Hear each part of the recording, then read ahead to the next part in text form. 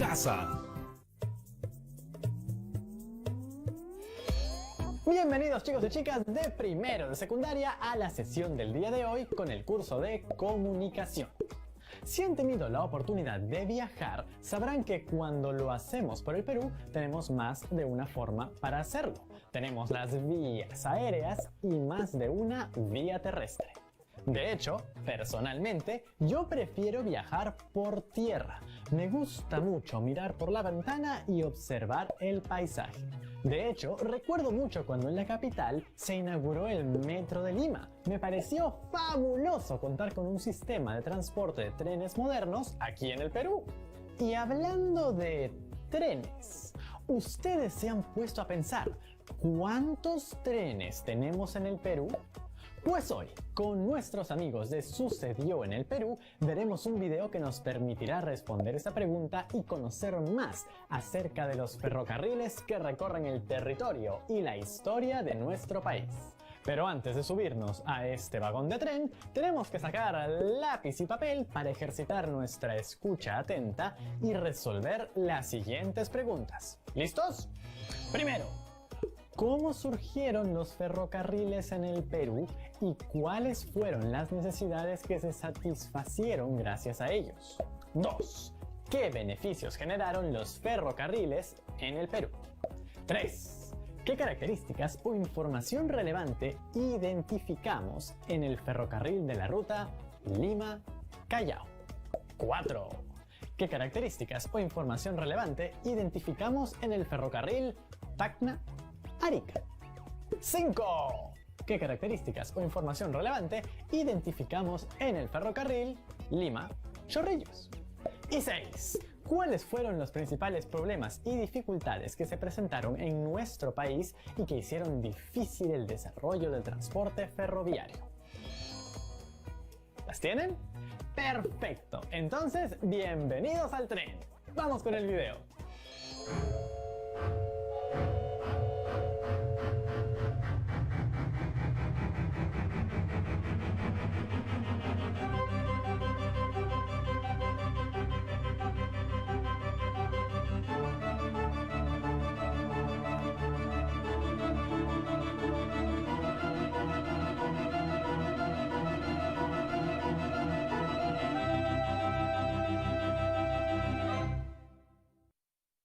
El día de hoy vamos a hablar de un medio de transporte que revolucionó el mundo y que se inventó en el siglo XIX. Además, tiene una historia fascinante en nuestro país.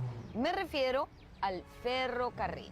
Para hacer este programa hemos viajado por distintos puntos del Perú, visitando ferrocarriles que aún están en funcionamiento, como el Tacna-Arica, el Ferrocarril Central o el del Cusco, y otros de los que solo quedan escombros. De verdad que tenemos un programa impresionante el día de hoy. Lo presentamos desde el Parque Reducto número 2 en Miraflores, donde existe una réplica de la antigua estación de este lugar. Comenzamos. Soy Norma Martínez y esto sucedió en el Perú.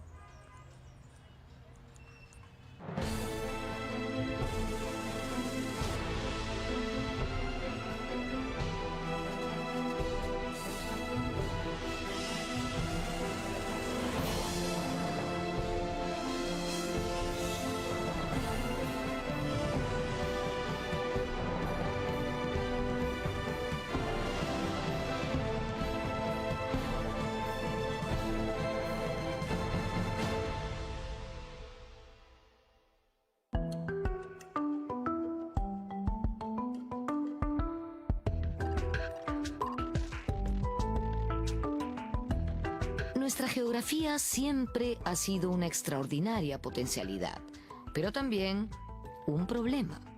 Potencialidad, entre otras cosas, por nuestra biodiversidad y todo lo que ello trae, pero problema por lo difícil que ha sido articular nuestro territorio, comunicarlo y hacer que el Estado llegue hasta el rincón más remoto de nuestro país. En el Perú antiguo, esto fue posible gracias al Capac Ñan, o Camino Inca. Después hubo varios intentos y aún seguimos en ello, pero uno muy importante se produjo a mediados del siglo XIX. Un invento estaba cambiando el mundo: el caballo de hierro. es decir, el ferrocarril.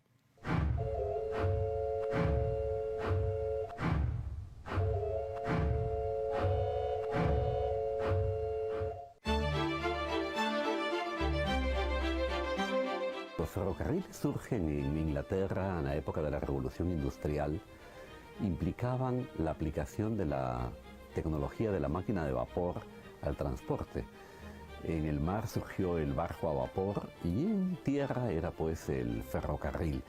El primer ferrocarril me parece que corre hacia 1825 y surge en la minería, porque era en ese sector donde la necesidad de trasladar grandes cargas era mucho más acuciante.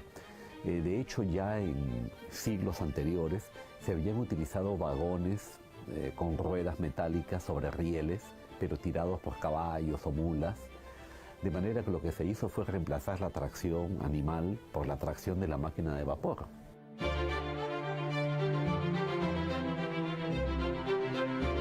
Uno de los problemas del país era su geografía tan intrincada, ¿no? Recordemos que un funcionario virreinal arrugó un papel y se lo presentó al rey de España diciéndole: así es el territorio peruano, ¿no? Como un papel arrugado. Creo que esto nos daba una idea gráfica de los problemas para la comunicación en el Perú. Territorio montañoso, lleno de abismos o quebradas, y en la costa el desierto árido, donde no se podía usar la rueda. Apenas iniciada la República, existían planes para hacer ferrocarriles en el Perú. En 1826 se presentó el primer requerimiento para construir una línea férrea entre Lima y el Callao. Pero todos estos planes tuvieron que esperar hasta mediados de siglo y empezaron a concretarse gracias al dinero del guano. Fue así que en 1845 se expidió el decreto y en 1848 se firmó el contrato para la construcción del primer ferrocarril del Perú. Jane Hand mencionaba, ¿no? Los ferrocarriles eran el espíritu de los tiempos, ¿no? Nadie estaba exento de los beneficios que los ferrocarriles iban a traer. Aparte de modernidad, también se habla de civilización, de poder acercar a los pueblos, ¿no? Entonces era toda una cadena de beneficios que no solamente económicos, ¿no? Sino también sociales y culturales. La concesión del ferrocarril Lima-Callao le fue otorgada a dos empresarios locales. Se inauguró en 1851, cubriendo una distancia menor a 14 kilómetros entre el muelle del puerto y la estación de San Juan de Dios, ubicada en la actual Plaza San Martín. Los primeros ferrocarriles son los que unen a Lima con el mar, ¿no? Entonces el primero es el ferrocarril Lima-Callao, que se hizo fácilmente, podríamos decir, porque es un camino más o menos llano y existía ya un camino carretero que es el antecesor del ferrocarril por el que circulaban carretas, de ahí el nombre de camino carretero, que había hecho el virrey O'Higgins a comienzos del siglo XIX.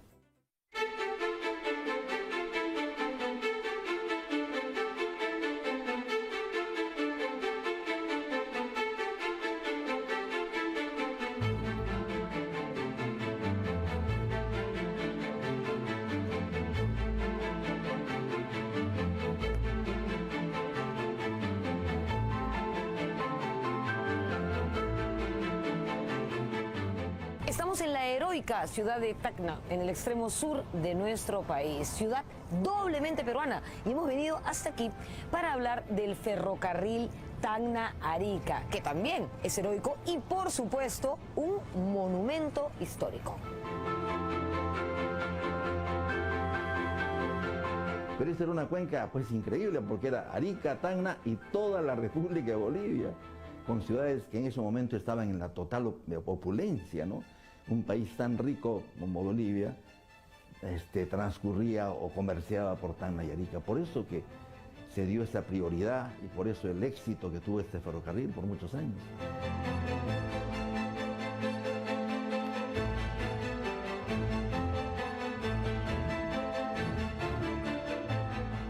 decimos que el ferrocarril Tacna-Arica es un monumento histórico por varios motivos. Primero, porque fue el segundo que se construyó en nuestro país.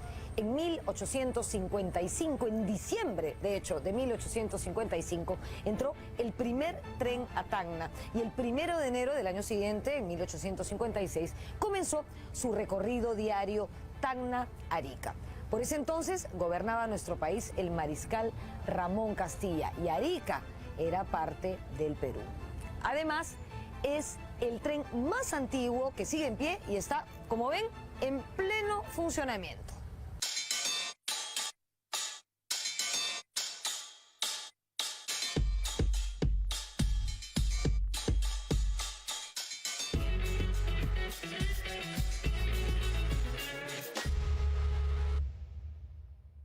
El ferrocarril Tacna-Arica fue dado en concesión por 99 años.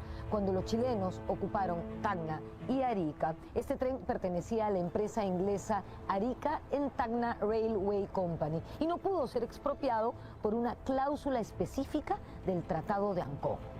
En 1955 el ferrocarril regresó al Estado peruano. Ya para entonces Tacna se había reincorporado a la patria y el tramo del ferrocarril que quedaba en Arica también quedó como una posesión peruana. El ferrocarril Tacna-Arica tiene una extensión de 62 kilómetros y actualmente es administrado por el gobierno regional de Tacna.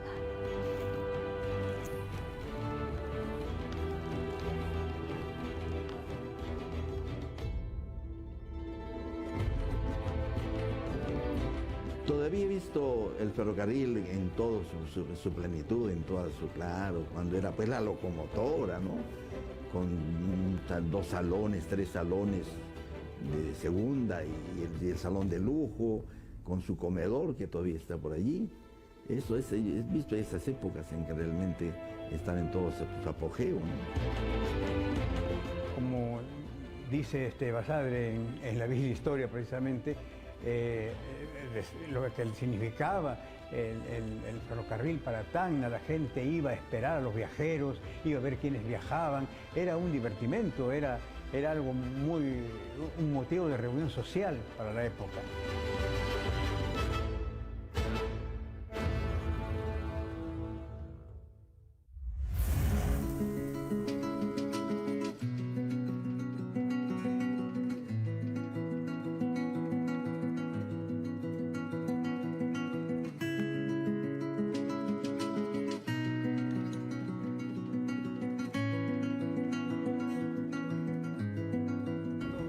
Al llegar a Arica, Basadre recuerda lo siguiente. Luego de 4 interminables horas en aquella época, se divisaban la bahía, el Morro, que es donde yo estoy, en este momento, las casas del puerto y el mar.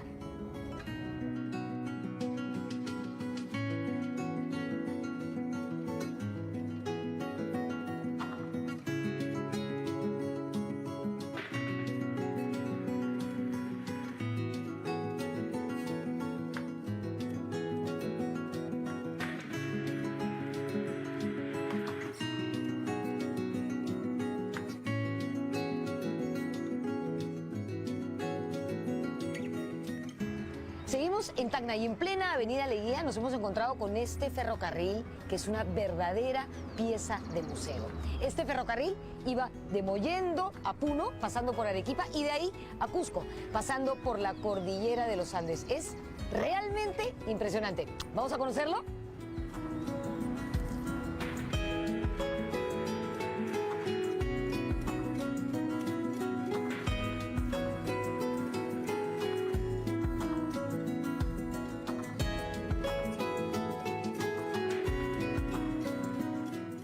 Este tipo de vagón se conoce como coche cama y este espacio se llama cabina dormitorio. Este ferrocarril fue importado de Inglaterra en 1921, en pleno oncenio de Leguía, que si recuerdan fue de 1919 a 1930. Como pueden ver, este lugar se encuentra prácticamente intacto. Todo lo que vemos aquí es original y está sumamente bien conservado. Miren este detallazo, díganme si no es de lujo, ¿ah? Aquí, un lavatorio, un cañito para el agua, Una vez que terminabas de lavarte las manos, cerrabas y el agua se iba por ahí. Todo un lujo. Este tipo de ferrocarriles, o de vagones, mejor dicho, se conoce como pullman.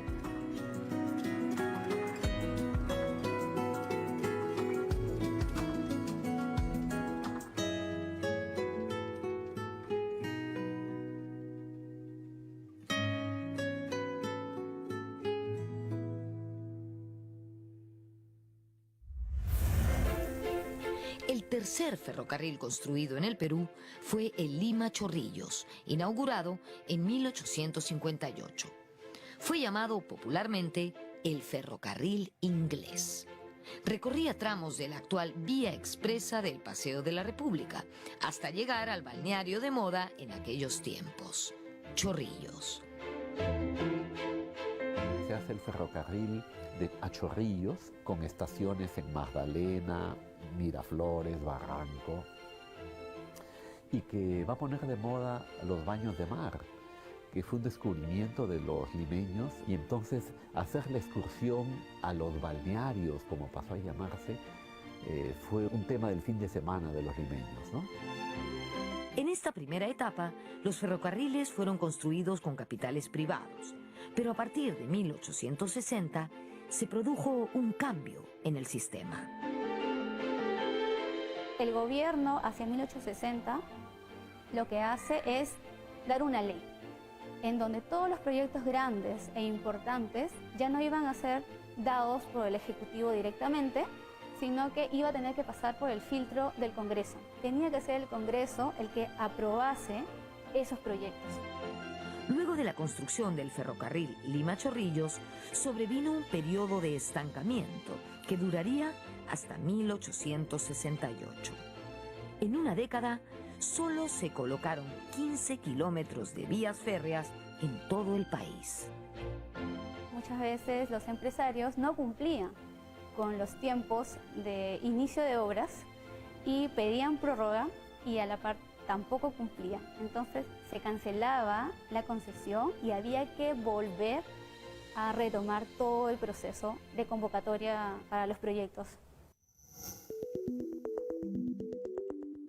En la década de 1860, políticos como Manuel Pardo sostenían que mientras no se resolviera la carencia de vías de comunicación capaces de acercar a productores y consumidores, el Perú no se convertiría en una nación próspera. El lema de Pardo era convertir el guano en ferrocarriles. Cuando surge el apogeo del guano, al comienzo hay ciertas dudas sobre la duración que va a tener este auge, y recién cuando se toma conciencia de que es una cosa que puede durar varias décadas y no solo unos pocos años, se piensa en qué invertir esta cantidad de dinero que el Perú estaba disfrutando. Y Manuel Pardo, junto con otros dirigentes de la época, pensaron que lo más sensato era invertirlo en ferrocarriles. Esta fue la gran apuesta de esa generación.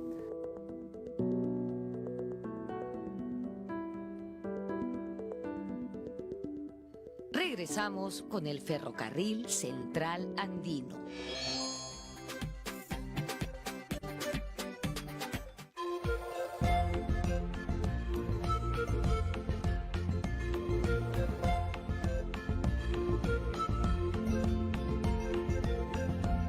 TV Perú. Somos todos.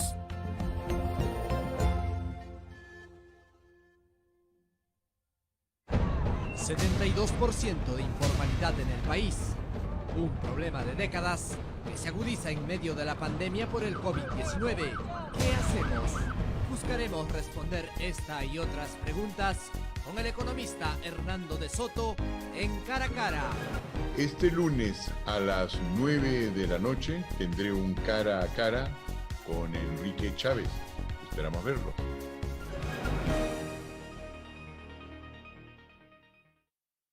Estamos viendo Aprendo en Casa, secundaria.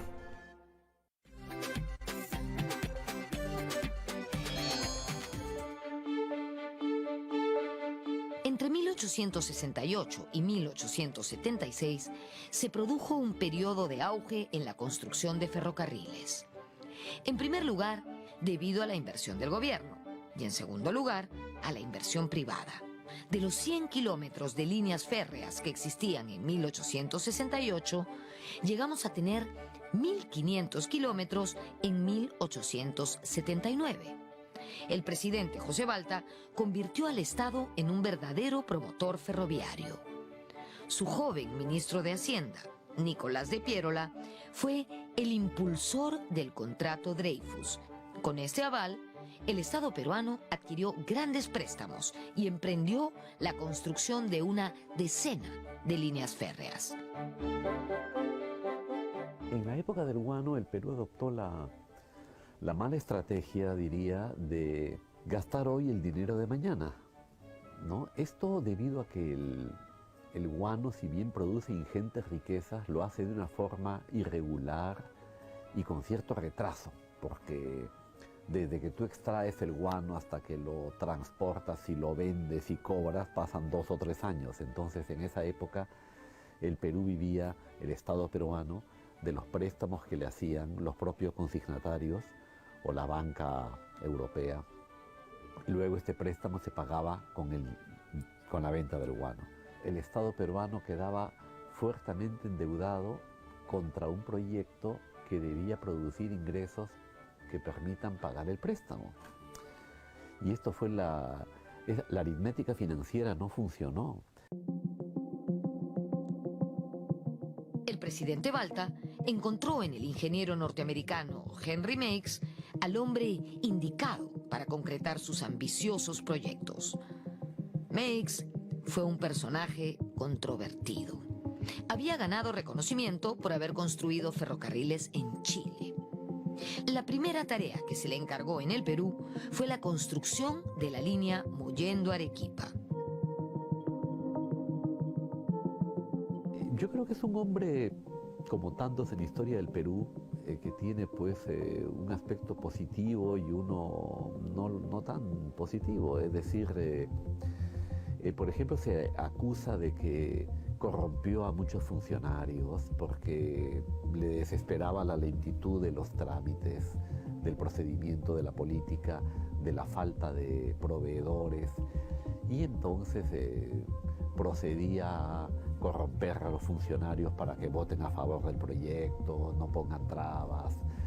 Ese podría ser su lado oscuro, digámoslo así.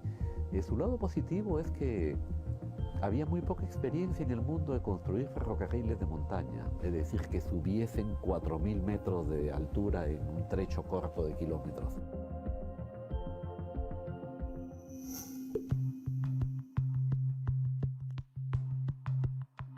Los ferrocarriles fueron un proyecto muy interesante, pero al parecer, como en muchos otros casos, el problema principal fue la política.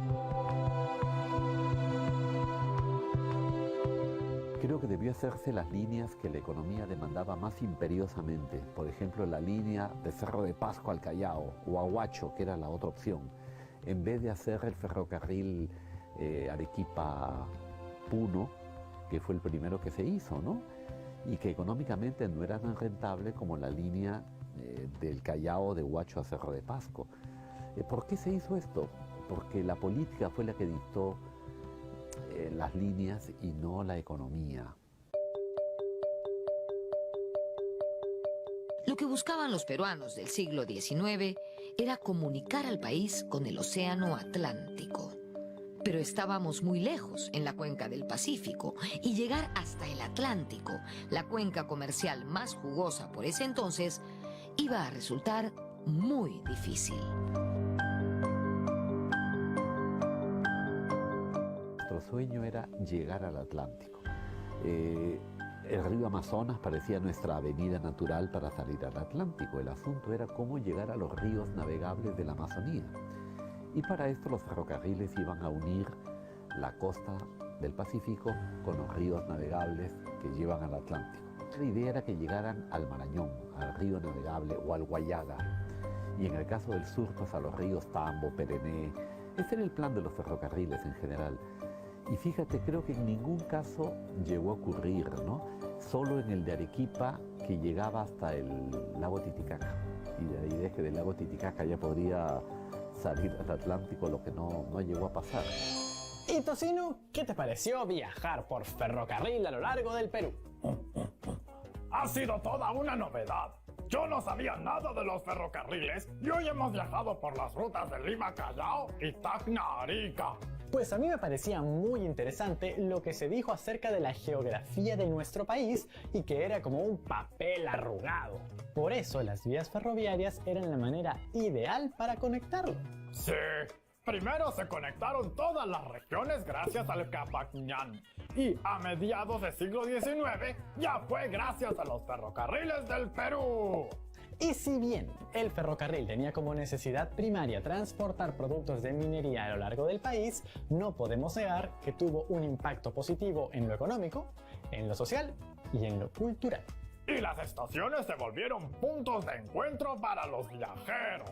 Los ferrocarriles también permitieron que algunas personas pudiesen conocer el mar y permitían que muchos productos llegasen de un rincón a otro de nuestro país. Esta ha sido solo la primera parte de esta historia, en la cual hemos conocido las rutas de Lima-Chorrillos, Tacna-Arica y Lima-Callao. En la siguiente parte conoceremos muchas más rutas. ¡Va a haber segunda parte! ¡Qué bonito! Pero ahora llegó el momento del reto. Antes de empezar con él, no te olvides de resolver las preguntas que dejamos al inicio del programa.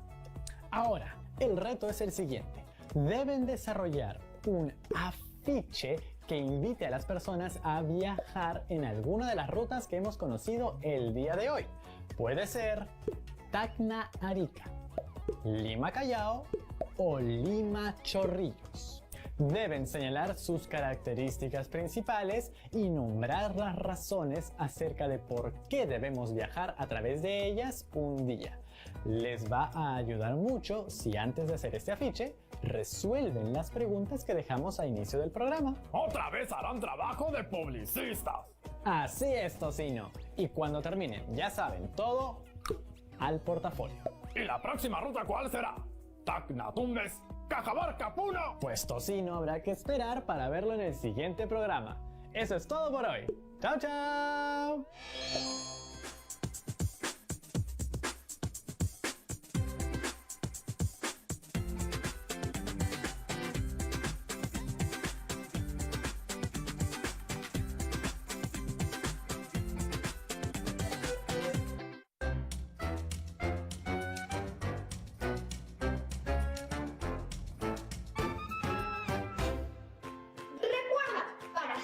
Necesitamos todo esto listo.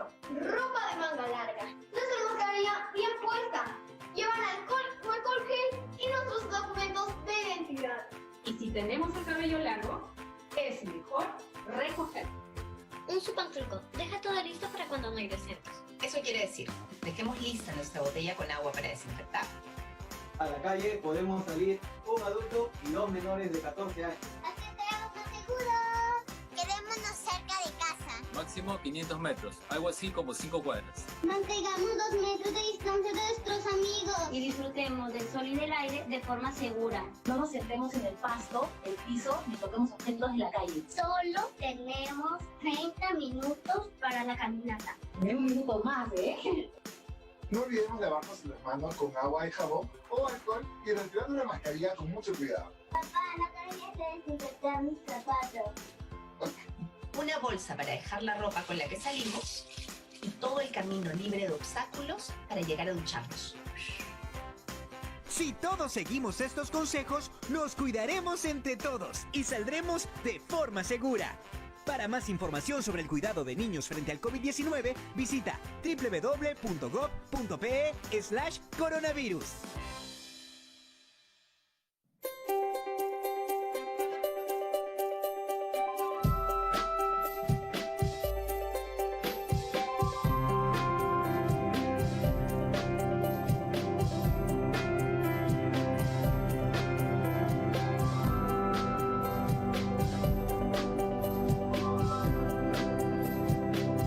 Aprendo en casa.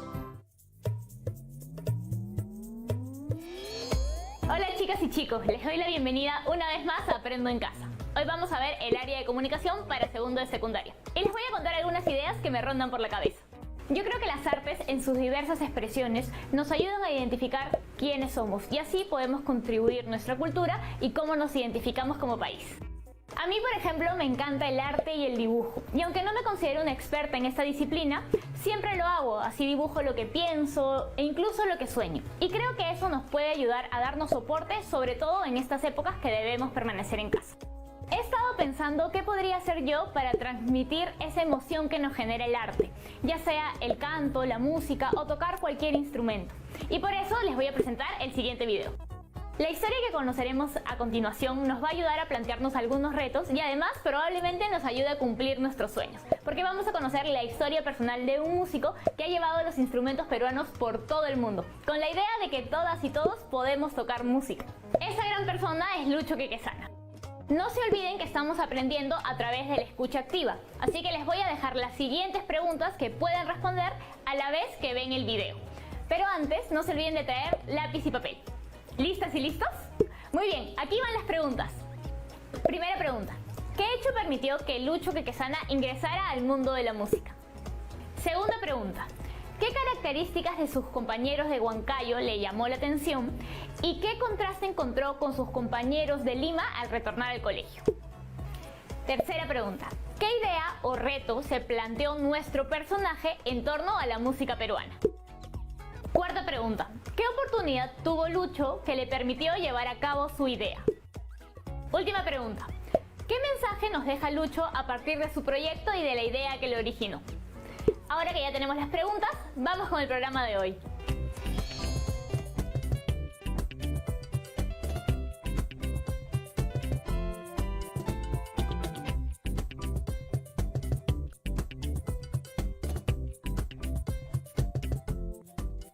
Bueno, muchas gracias. Soy Lucho Quequesana y yo estoy parado exactamente aquí de pura casualidad. De pura casualidad o cosas del destino, como ustedes lo quieran llamar, y ustedes están sentados en esta exposición exactamente por lo mismo, porque a pesar que ustedes hayan recibido una invitación muy bonita para venir al TEDx, algo ha tenido que pasar en sus vidas antes, ha tenido que haber algún punto de quiebre para que ustedes finalmente se dediquen a lo que se están dedicando ahora y reciban esta invitación. Y justamente de estos puntos de quiebre es de lo que quiero hablar, porque mi punto de quiebre empieza a los 11 años. Yo soy músico, soy compositor, me dedico a la música es mi vida, es mi pasión, me muero por la música, mato por la música, así para ponerme todo romántico, pero hasta los 11 años yo no tocaba absolutamente ni un instrumento. Yo pensaba que era un negado para la música, no tocaba, pero no escuchaba ni radio, no tocaba La Puerta, no cantaba ni Happy Birthday, era un desastre. Pero ¿qué pasó? Que a los 11 años mi hermano mayor se enferma de asma y el doctor le dice a mi mamá que tenemos que salir de Lima como sea, porque si no mi hermano se iba a poner peor. Entonces mi mamá agarra cajones, baúles, las maletas y no tiene mejor idea que empezar a meter todas las cosas y nos mete a mí, a mi hermano y a mi hermana y nos lleva a vivir a Huancayo. Año 86, Huancayo, ustedes ya se pueden imaginar esa época ahí. Y finalmente ahí es donde empieza mi historia y el primer punto de quiebre en mi vida. Entonces, para contarles esta historia, vamos a empezar por el origen de por qué estoy parado aquí explicándoles esta historia y quiero presentarles a los personajes que van a participar en esta historia. Ya me presenté, pero quiero presentarles a uno de los principales personajes que han originado que esté parado aquí y con mucho cariño, mucho amor y mucho feeling les presento a mi mamá.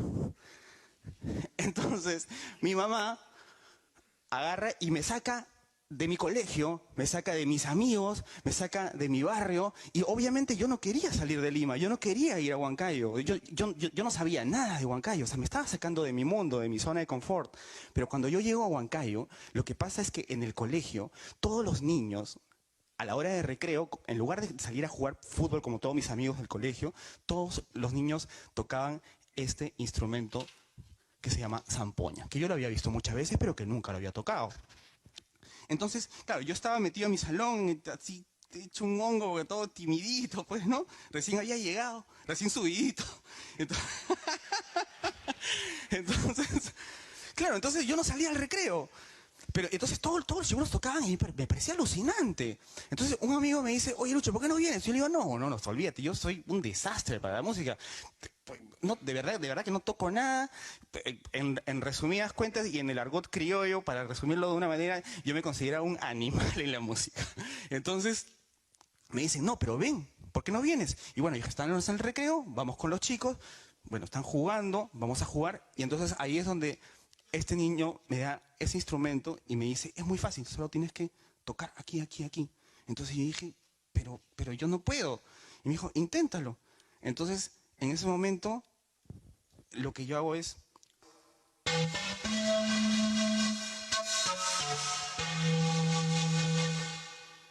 Entonces, ¿ustedes se imaginan un niño de 11 años que puede sacar una melodía de sus labios? Se me quería volver loco.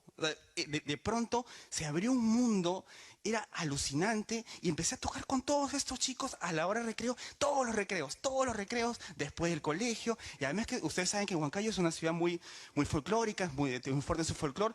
Entonces, claro, obviamente, el fin de semana, la fiesta de Chupaca, la fiesta de Sicaya, fiestas por todos lados. Entonces era una invasión de folclore alucinante para un niño que había salido de Lima y que lo único que pensaba era en el Atari, en los amigos del barrio, en el ají gallina y en el leche asada. Entonces de pronto está inmerso en todo este mundo y yo de verdad empiezo a vivir un mundo de fantasía en ese momento, junto con mi hermano, que ya nos convertimos en una especie de huancaínos adoptados, y junto con mi hermano empezamos a enamorarnos de la música, hasta que llega el punto en donde mi mamá agarra y dice, tenemos que regresar a Lima. Entonces yo dije, no puede ser, es imposible, no podemos regresar a Lima. Eso es lo que a mí me gusta, era como, o sea, en esa época para mí pues era, de verdad era como mi Disney World, ¿no? O sea, eran con todos mis amigos jugando las zampoñas, y dije, no, tenemos que regresar a Lima, y mi mamá otra vez, los maletas, todos adentro, pum, a Lima. Cuando llego a mi colegio en Lima, mi colegio de toda la vida, mis amigos de toda la vida,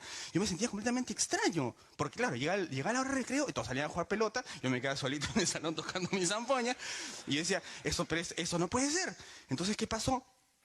Que yo decía, no, yo no puedo perder esto que me ha invadido, así que empiezo a replicar lo que hicieron conmigo en Huancayo, mis amigos de Huancayo, pero yo con mis amigos de Lima. Entonces a mi compañero de carpeta le digo, oye, prueba esto que es alucinante, a mi pata de carpeta atrás, y así junto con mi hermano también empezamos a contagiar a los amigos del colegio, y es así como formamos nuestro primer grupo folclórico en el colegio acá en Lima.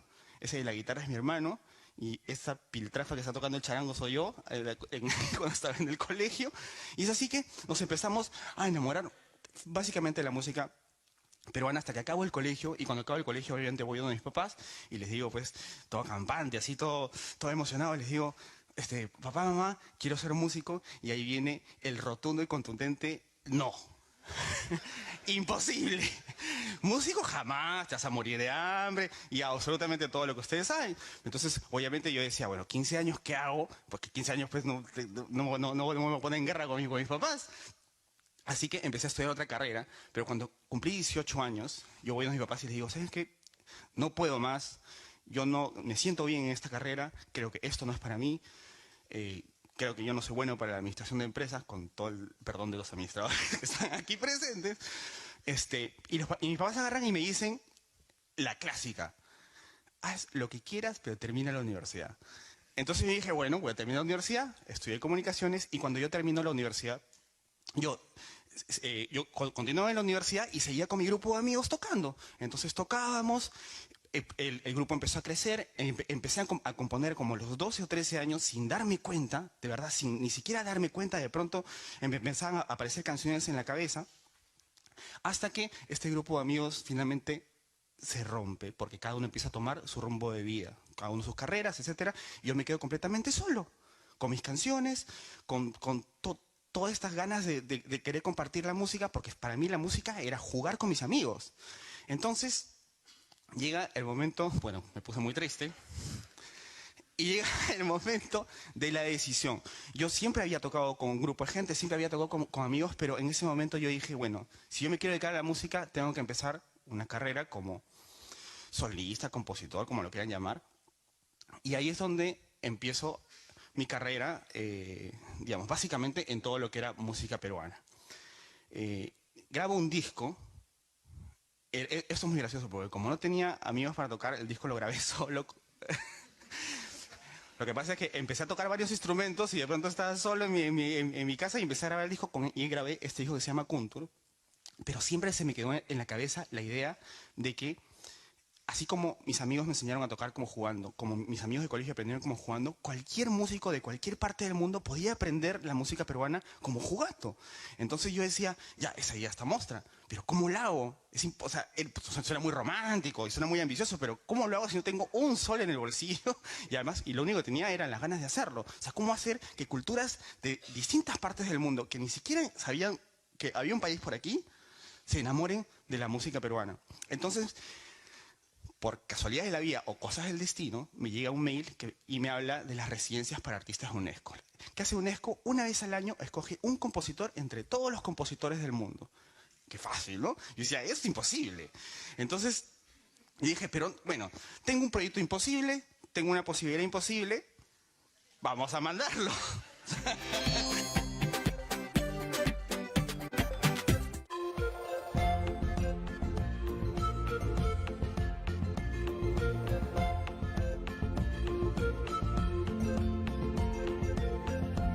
TV Perú. Somos todos.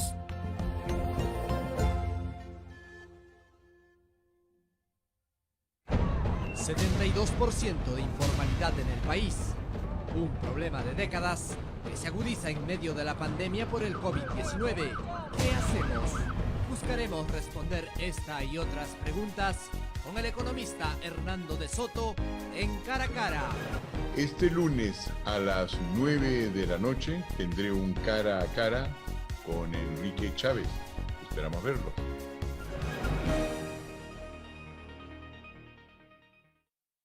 Estamos viendo Aprendo en Casa, secundaria.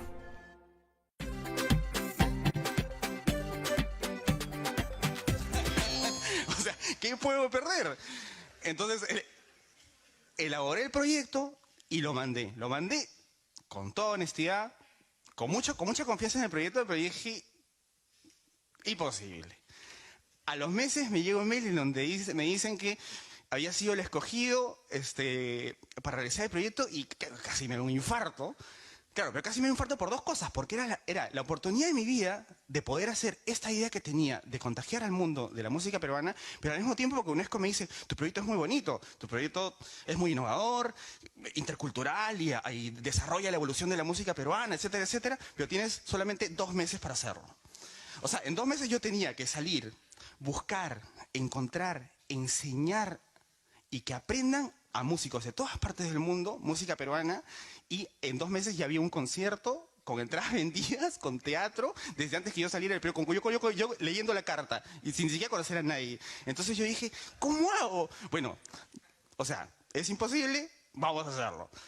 Entonces empecé la búsqueda, salí y empecé la búsqueda, salgo obviamente de mi mundo andino, salgo de Perú, salgo con todas estas esperanzas de poder encontrar gente que no sabía quiénes iban a ser y llego a temperaturas que nunca había llevado, lenguaje, idiomas que nunca había hablado, culturas que nunca había conocido y ahí es donde yo empiezo esta búsqueda en donde finalmente, por más surrealista que suene, llego a encontrar una banda que es un chino, un turco, un vietnamita, 2 canadienses, un peruano y un colombiano que en 2 meses tenía que aprender a tocar música peruana sin ni siquiera saber que yo iba a llegar y sin ni siquiera saber que yo existía.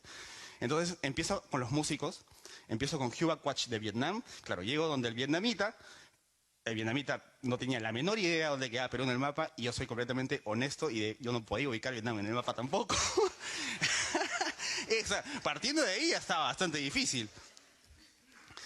O sea, de ahí llego donde Ismail Fenyolu de Turquía, toco la puerta y el truco pensaba que yo le quería vender una refrigeradora, lo que sea, menos, no entendía finalmente qué cosa era lo que yo quería y me costó mucho hacerles entender. Con Jairo Gómez y con René Dora Sánchez de Venezuela y Colombia era mucho más fácil porque hablaban mi idioma. François Taillefer de Canadá y Eric Breton no conocían ni qué cosa era un festejo, qué cosa era un guayno, no conocían absolutamente nada, pensaban que el cajón era español. Y con mi amigo Johan Raus, y eso fue una película de comedia porque su chino, su inglés era chino y mi inglés era chino para él, y empezamos a hablar por mímica, jugábamos charada, era una cosa de locos, pero finalmente con los instrumentos empezamos a hablar, y es así como ellos empiezan con esas caras a tratar de entender qué cosa es